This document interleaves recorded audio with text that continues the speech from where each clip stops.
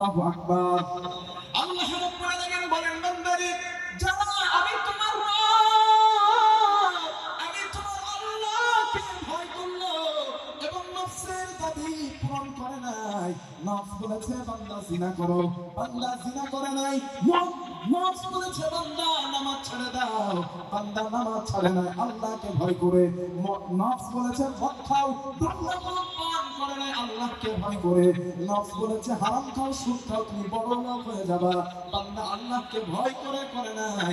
আল্লাহ পাক বলেন প্রতিটা ক্ষেত্রে আমি আল্লাহকে যারা ভয় করে অন্যায় থেকে পিছায় আসলো, নফসের দাবি পূরণ করে নাই, আল্লাহ পাক বলেন ফাইন্নাল জান্নাতা হিয়াল মাওয়া, আমি আল্লাহ ওই বান্দাদেরকে দয়ার জান্নাত দান করে দিব।